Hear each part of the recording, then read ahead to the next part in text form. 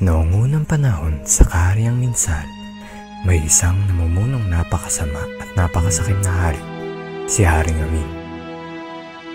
Simula ngayon, ang buwis na dapat ninyong bayaran ay kalahati ng inyong mga aanihin. Ang sino mang hindi sumunod dito ay mabibilanggo. Lumipas ang ilang mga buwan, parami na ng parami ang mga pinadadakip ng hari para ikulong. At napansin ng mag-asawa na sina Ines at Gina na kapwa General ni Amin na pawang hindi napupuno ang mga bilangguan. Sa pagkakaalam ko, ang kakasyalan sa bilangguan na ito ay 300 katao. Bakit hindi ito napupuno kahit na meron tayong 100 kriminal at mahigit 400 ng ating mga nadakip?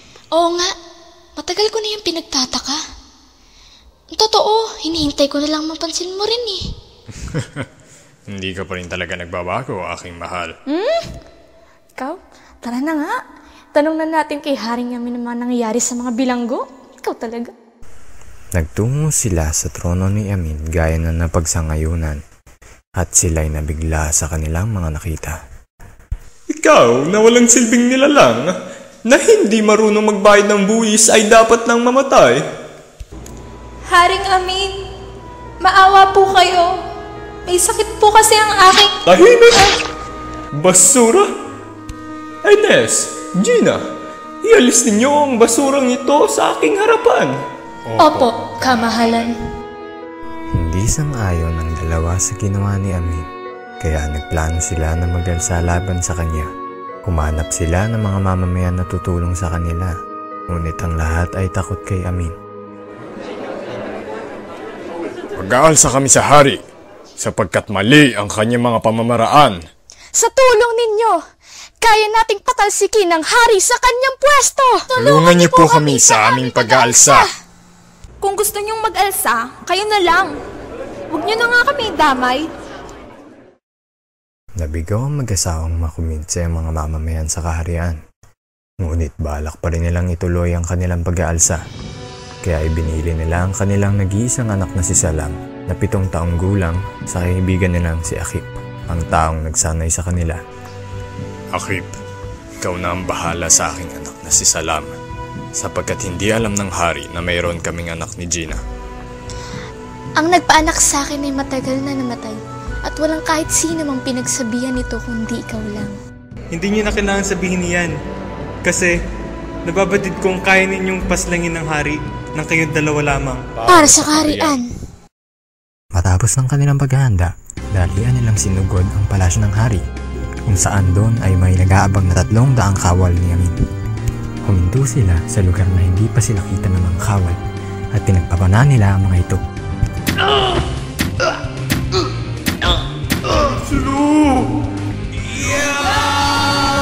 Gina, simulan na natin ang kasiyahan. Halina! Kahit na naluluwan sa bilang, kinaya pa rin nila na talunin ang lahat ng mga ito at tumungo sila sa trono ni Amin. Ang nakita nila ay hindi ang hari, ngunit ang kawal nito. Nasaan ang hari? Kung ayaw mo mangatay, sabihin mo kung nasaan siya. Umalis na po ang hari.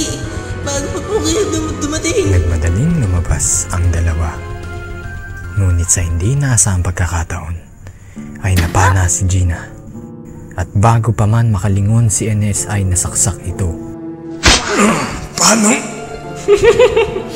Hindi mo ko kayang paslangin. Amin! Sa sumunod na araw, nagulat ang mga tao sa kanilang nakita. Nakita nila ang bangkay ng mag-asawa sa harap ng palasyo ni Amin na may mensahe niya na sinulat sa pamamagitan ng dugo nila mag-asawa. Nakasaad dito na ang lahat ng mag-aalsa laban sa palasyo ay matutulad sa mag-asawang ito. Ngunit sa halip na matakot ang mga tao, naging dahilan pa ito upang mamulat ang kanilang mata sa katotohanan.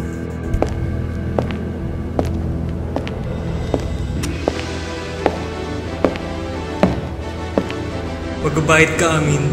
Hindi kita mapapatawad.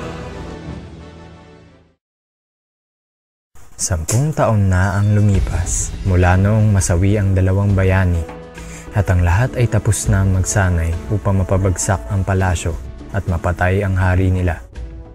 Bukod dito, lumaki na rin si Salam at marami na ang naiinis sa kanya dahil sa panunukso niya sa mga tao.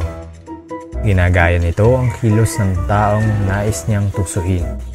Ginagawa niya ito kasabay ng taong kanyang tinutukso. Salam, tigilan mo na ito. May mga bagay akong kailangan gawin. Dahil sa mga kalokohan ni Salam, marami na ang nagrereklamo kay Akip at hinihiling na tanggalin na si Salam sa mga pagsasanay. Akip naman, hindi ko kayang magsanay na kasama si Salam. Oo nga, hindi naman talaga nagsasanay si Salam eh. Nanggugulo lang siya. Walang magawa si Akip kundi sundin ang kahilingan nila. Salam, may sasabihin akong napakahalagang bagay sa iyo. Ano iyon? Marami na ang mga taong ayaw magsanay kasama ka. Kaya simula ngayon ay hindi ka na pwedeng magsanay kasama nila. Bakit hindi? Kung hindi ako magsasanay, paano ko ipaghihiganti sina ama at ina? Ako mismo ang papas ng kay Haring Amin. Kaya huwag ka na magpakita bukas at baka mabawasan lang ang mga tutulong sa akin. Sige po. Kahit na pinagbawalan siya ni Akip, palihim pa rin pumupunta si Salam kung saan sila nagsasanay.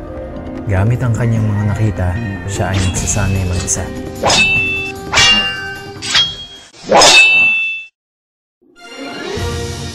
Dumating ang takdang panahon kung kailan may pinakakaunti ang nagbabantay sa hari at naghahanda na sila Akip sa pagsugod.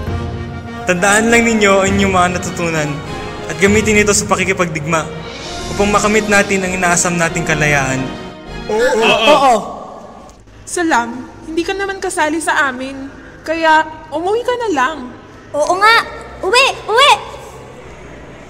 Tama sila, Salam. Wala kang maitutulong sa amin. Kaya umuwi ka na lang.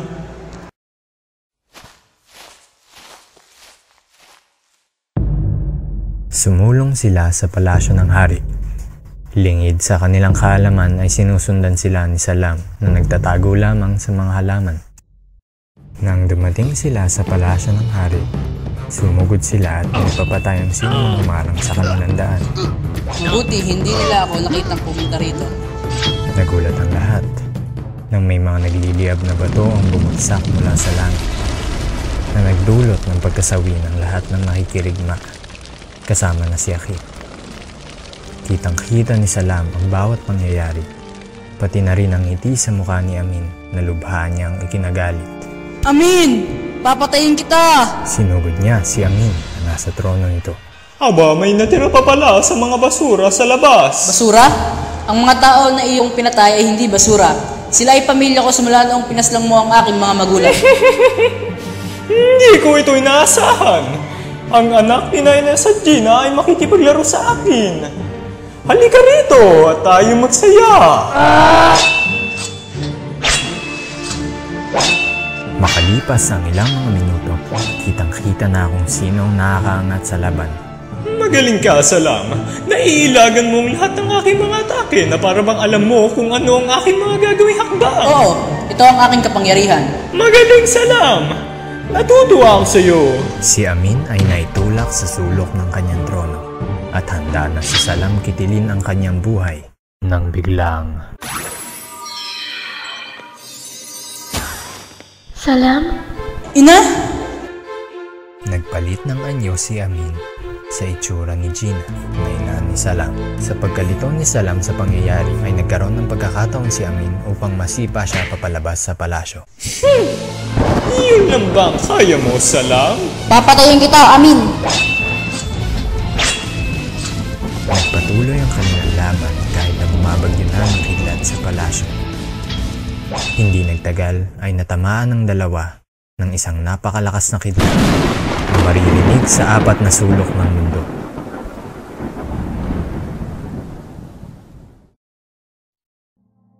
Nang makita ng mga mamamayan ng mga kidlat, tumungo ang mga ito sa palasyo upang malaman kung ano ang nangyari.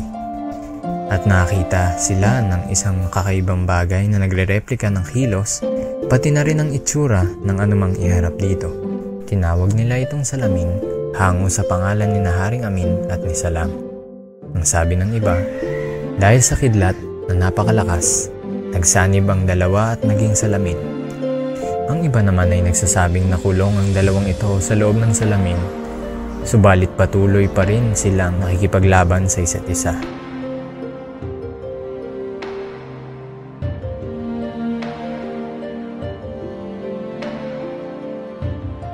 Dito na nagwawakas ang alamat ng salamin.